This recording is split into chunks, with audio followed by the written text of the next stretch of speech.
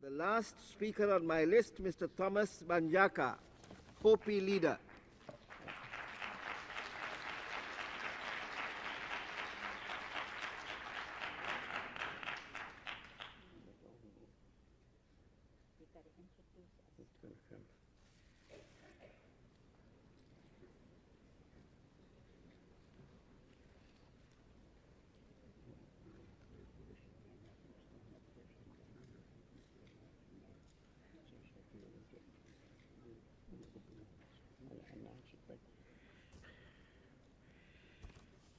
First, I'd like to ask that every one of you stand up for a few minutes.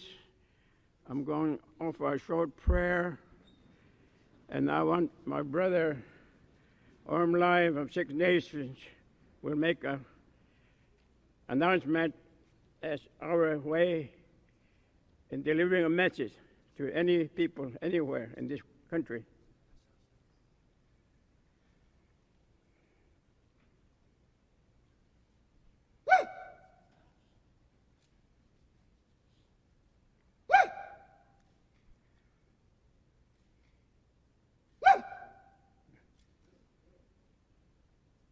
Ta với ta nằm ở dưới phòng bị ta mơ ni bữa nãy nó nhiều bạc ta bảo mà yêu người bẹt vậy nè em mới phá hôm vậy nè tiêu bằng hôm vậy nè lúc mà năng vậy mà mình tăng hết ta nè bữa ý kia ta vậy ao ya mà cắt mà khăm bị yêu được vậy nè ta mà mình yang ta vậy ta mới ăn mà cái ta mà bắt từ mal ta nè bữa ý mà quên nín ngạc vậy cam lúc mà thua nè ta nát vậy bữa bị cái lại ta mới bị nấu này nè bữa yang tát vậy Ima lolma nawa kachet lolma kachet wone hapitama na aniu na ni po ya o metama te male kham ima so ma me hapi lolma tangata ne po me pitanga ne ka ya pa po tama checha no na ni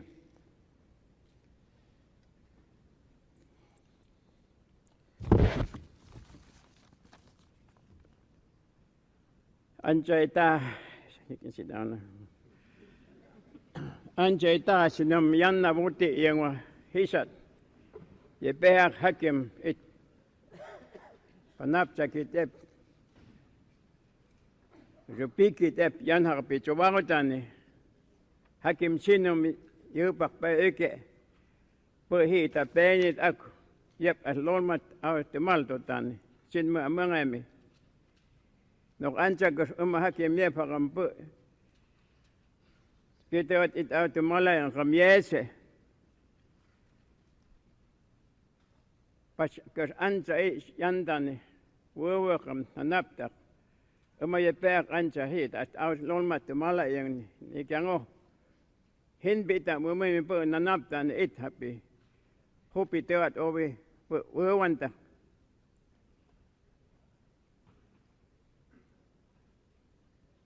I guess I'll have to interpret this message myself. I don't think anyone do that. I mentioned that my spiritual leaders long time ago know that someday there be people from foreign country will come upon our land and put up what they call rupiki. That means house of glass, where all nations who have able to come into this body will be gathered here and supposed to correct, change, and stop wrong things in this country, the land of the Mutisinum, that means first people, to bring about peace and justice and harmony. And you have been talking about human rights, but all these years, you have not opened a door to the original native people in this land. Upon this land was given in such a way that this world was taken care of by our elders, religious leaders, through prayer, meditations, and ceremonies for every living thing on this earth. They said it's your responsibility to open a door and listen to the original native people upon whose land you're staying today, living on today.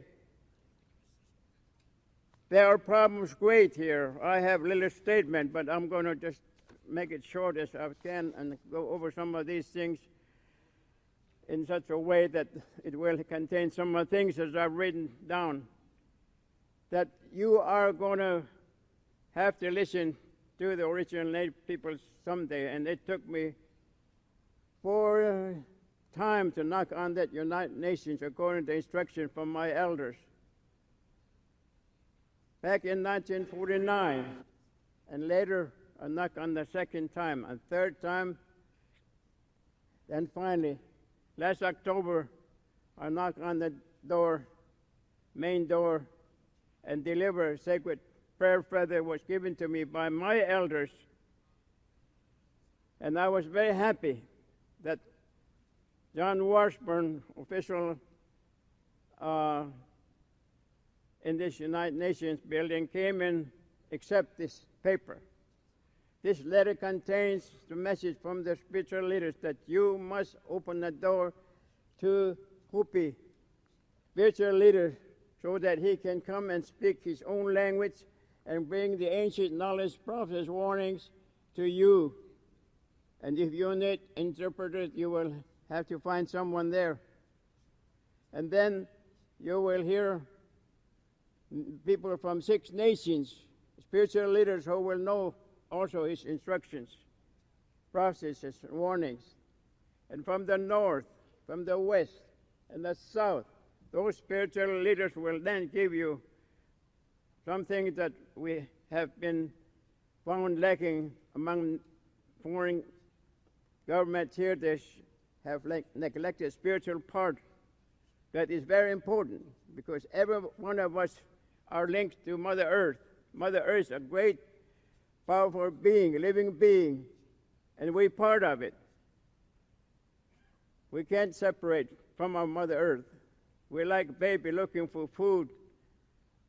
Baby hungry, go to a mother's breast. We walk on the Mother's Earth every day looking for food, and we find food, and so we are able to be strong and healthy.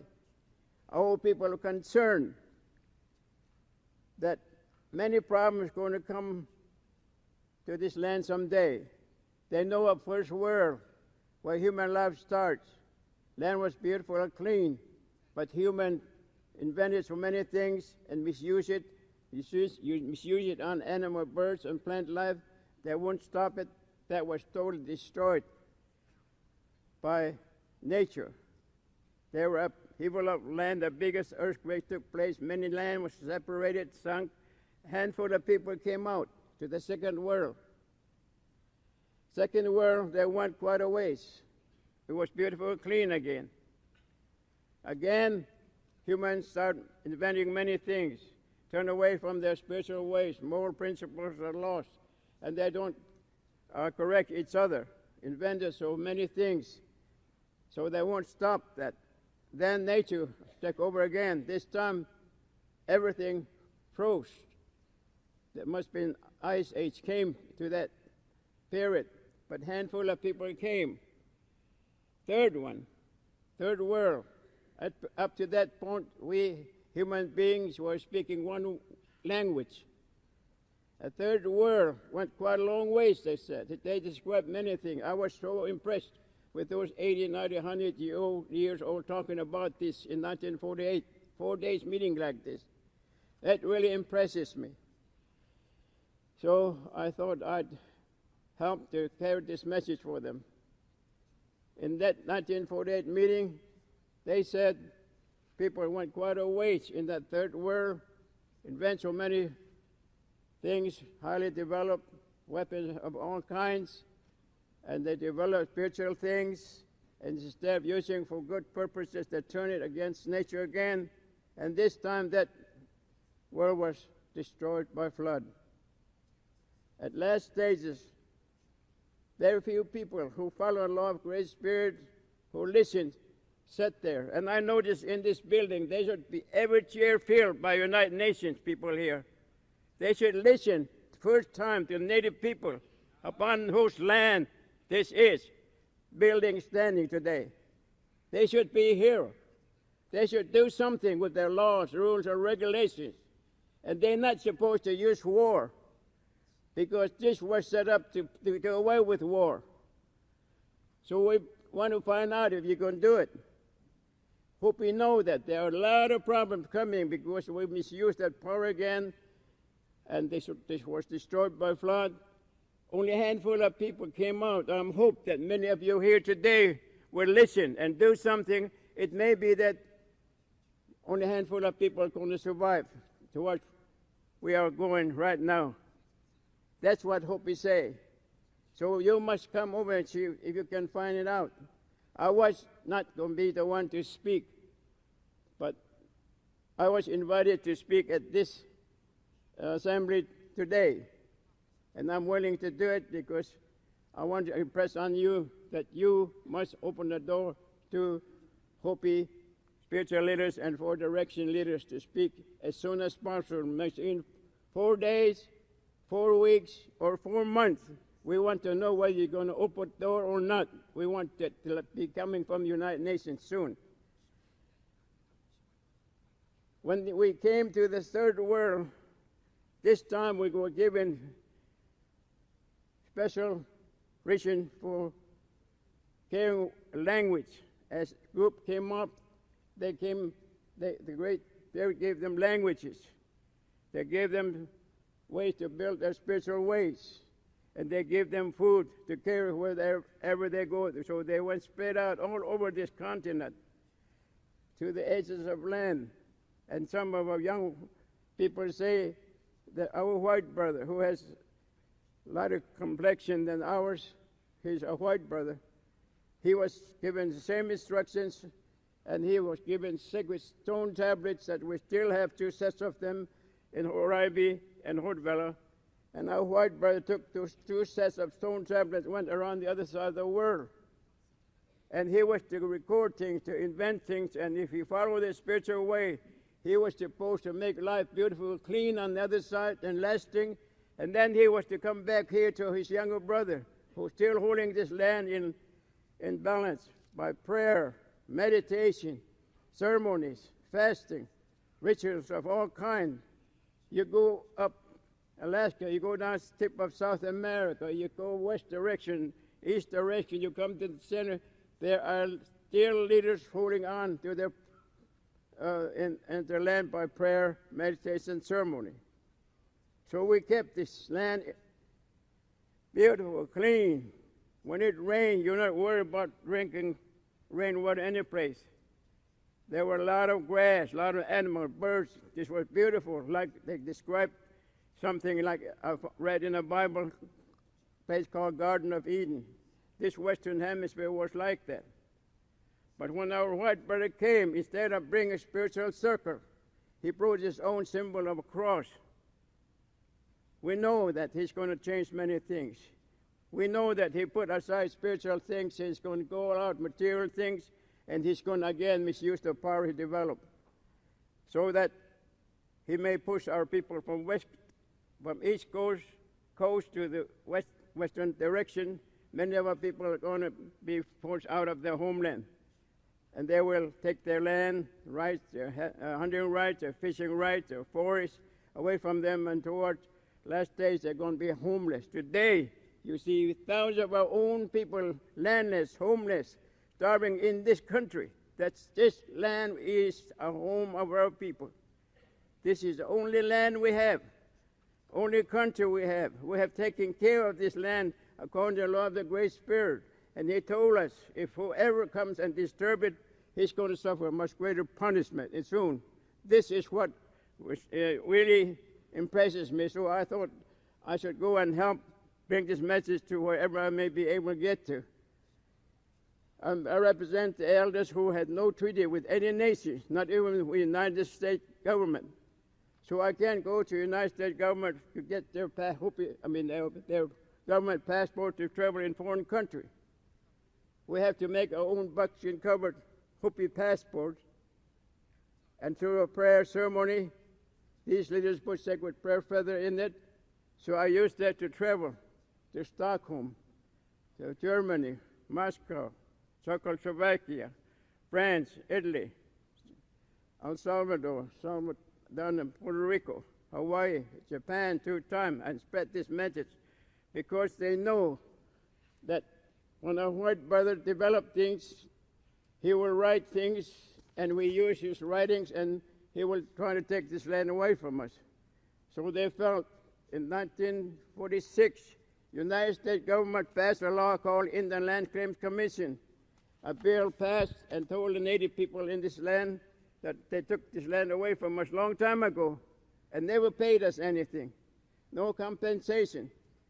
So if you file a claim against the United States for land that was taken away without compensation, if you fight to their federal court, if you win, they will pay you money. To the elders, the prophecy says, we can't sell our Mother Earth. This land belongs to the Great Spirit. It doesn't belong to the white people. It belongs to original native people because they're taking care of it for the Great Spirit in spiritual ways. So we cannot sell that mother. And then a white brother will have inventions also be brought here, wagon, automobile, airplanes, and soon someone's going to take mineral resources out and make more destructive things, which is called gold full of ashes. I brought this gold rattle, which we use today. This represents the world. When you go pray, meditate, and fast, you hold this white handle and you hold this world in balance. Through prayer, meditation, sermon, all the native people know this. That's how we take care of this Mother Earth. And there's a timing here, and we are close to the last stages. If no one corrects change these wrongdoings in this land, there'll be a purification take place. 4 directions will come, and we'll really severely punish those who misuse the power they develop and destroy animals, birds, and human beings with it. These are some of the things, terrible things that I hope you know, and I like to tell you this, because today nature is active also. There's terrible earthquakes right now, different places, landslide, tornadoes, hurricanes, volcanic eruptions, tidal waves, hailstorm getting bigger and powerful, that it may destroy many nations' buildings soon. If we do not stop messing with chemicals, stop releasing this bad chemical stuff that's going to go up in the air, there'll be like a gas fume up there. They said it might burn up someday. We're going to have fire up there in the sky. We're getting close to that time.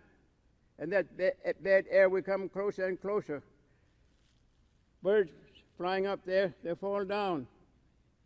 People run up high level, exercise, they breathe that bad air, they're going to fall over. Bears come into the cities, warning of people that human beings are chopping down trees, their homes, their food. They come and tell you, but they don't understand.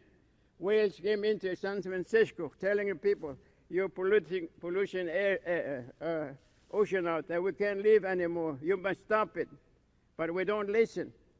These are some things that Hopi were concerned when they throw that gold full of ashes on Hiroshima and Nagasaki, burn everything to ashes, living things underwater so hot that many things died from heat. There's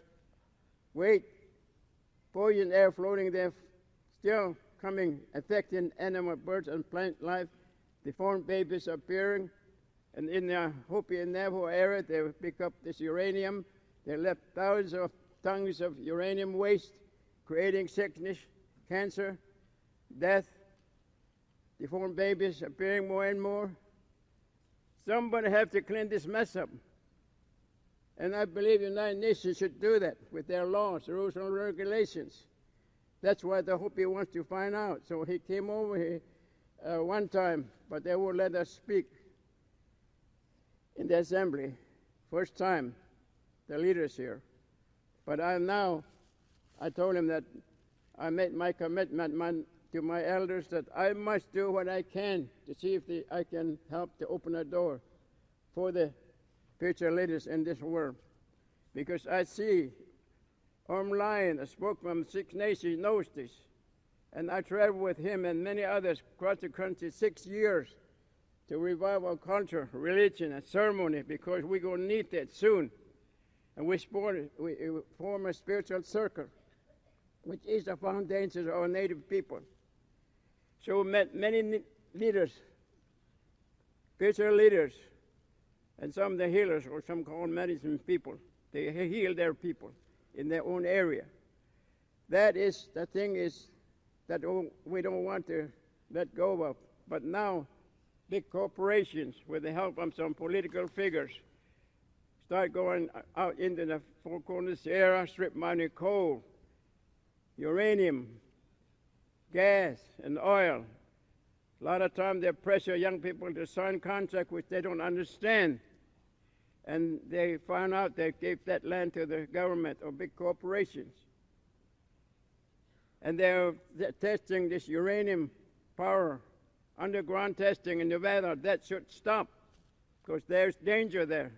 It's going to create many sickness there.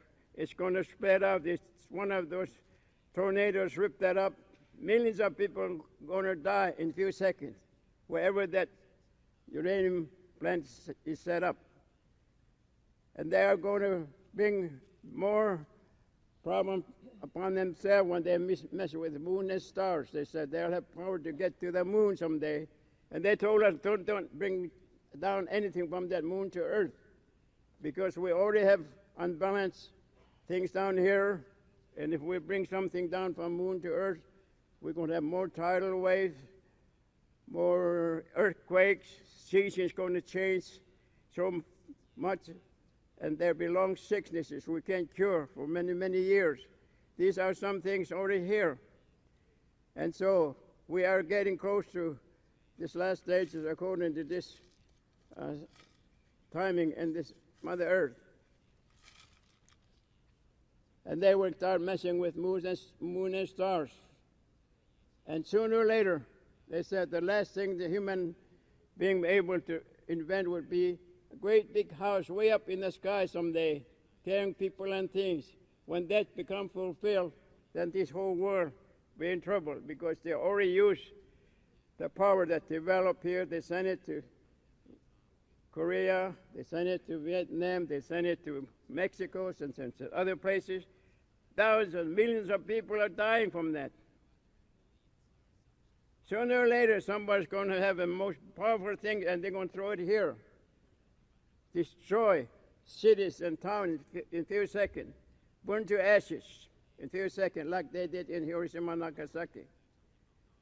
They have more powerful atom bomb today than what they threw in Hiroshima and Nagasaki. And this is what old people are talking in 1948. That really impresses me. So I volunteered to spread this message. And Hopi means peace for a person, kind, gentle, truthful, humble person. And the Hopi don't believe in army or going in a war, go to other countries to disturb land and life any place. They said if we do that, we are inviting greater punishment in later time. So don't go over there and destroy life any place. Our way is to take care of this land and life in balance through prayer, meditation, and sermon. That's the only way we are going to survive in later time. So they had registered many young people to go in the army. First World War, terrible thing happens. But the humans don't understand the problem, the misery of many people, many deaths, but they improved their instruments of warfare, and they have a Second World War. And that's what they throw atom bomb. And the Hopi said, now we are entering the most difficult period in our life. We must clean up this mess.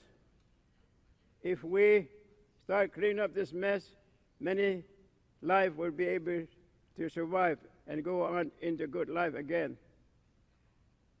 But if we don't clean up this, we can have all this instrument developed, highly developed, and pretty soon we're going to burn ourselves up to ashes, they said. So we have two roads, a spiritual path led by the Great Spirit that we are taking care of this land in that way. White brother came, we put him up on the upper road, materialistic path. He's inventing many things, and he thinks he can make more power and money and good time, and he's going to blow the whole world up. And there's a line where we may be able to come. That's where we are today. And the Hopi say, we have known 2 world wars already gone. It's possible that we may create 3rd World War. And the Hopi felt Persian Gulf was the beginning of 3rd World War, but it stopped. They did not use all the most advanced military destructive things, but it stopped, and there's now a chance for all people around the world to weigh that, what we are doing in that way. Are we going to bring peace and justice and happiness, religious freedom, equality, human rights by doing that any place? It's time we put that aside. It's time we get the leaders who are doing that. Big corporations to stop going out and for money, chopping all the trees every day, polluting rivers everywhere, taking land and life from native peoples whose life was being uprooted every day. Thousands of people are destroyed in this country. And I talked to the people about spiritual things, and they said, white brother's supposed to know this.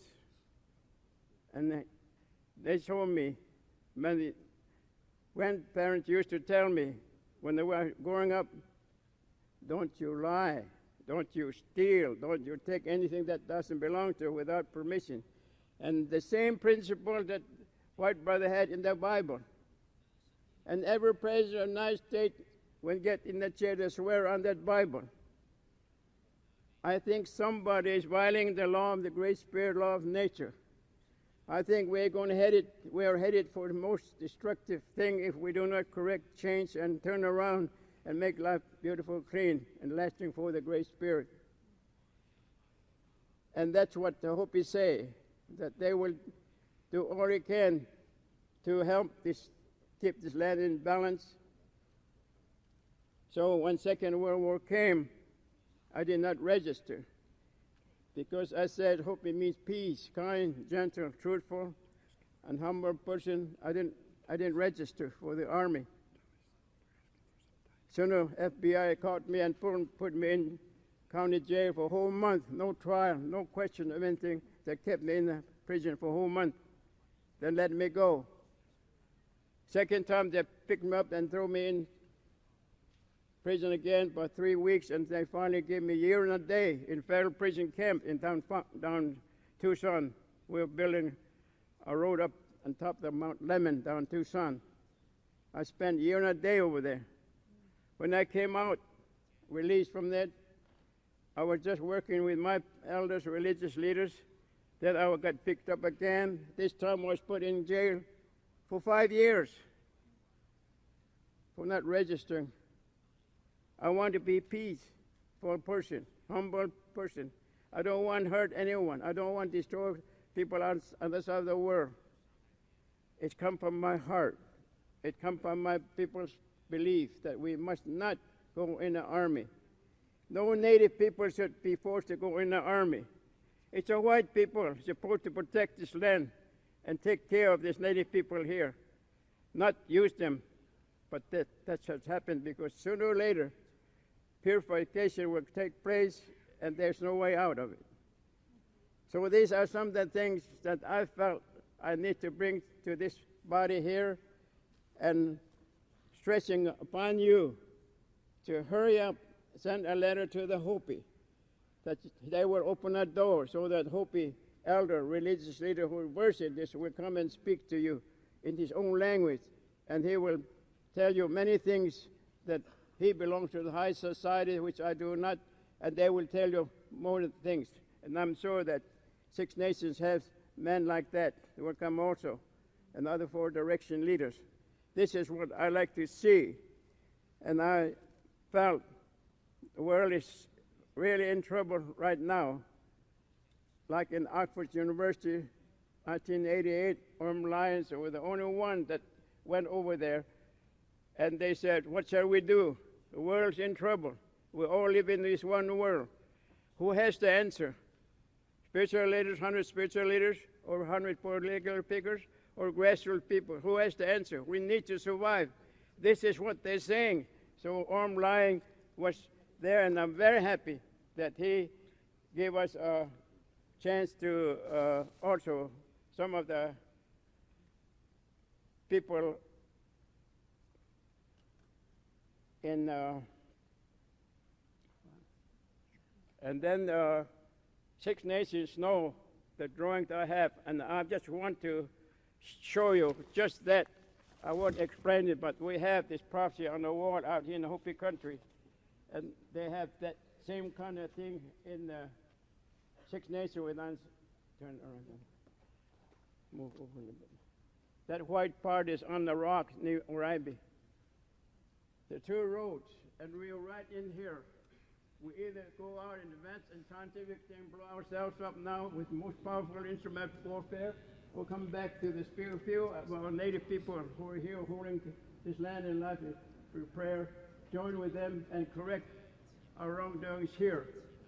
Then Great Spirit who gave us this land and life will come back and then welcome those that are able to survive. So this four corners area is very important. They said that is surrounded by four sacred mountains. That is a spiritual center that must be protected by all people. So that is why I felt that I should show you a little bit of this. So is all I want to tell you now, and I hope that we will have more of our native people telling you some of the things so that United Nations people will do something with their laws, rules, and regulations, and without war. I saw a letter across the building here, the Bible verse that thou shalt turn all our plowshares into plowshares and study war no more. Let us do that now. Thank you.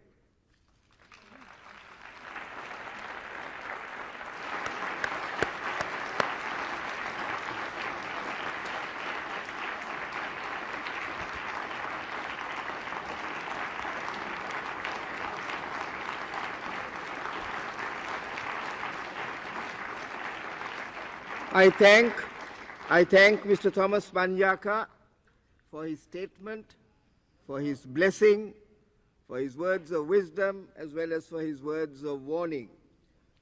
Distinguished delegates, we have heard the last speaker in this special ceremony. I thank you all for your important contributions to the effort for a successful international year of the world's indigenous people. I am confident that your words and wisdom have been duly noted. This concludes the special opening ceremony with the participation of indigenous speakers.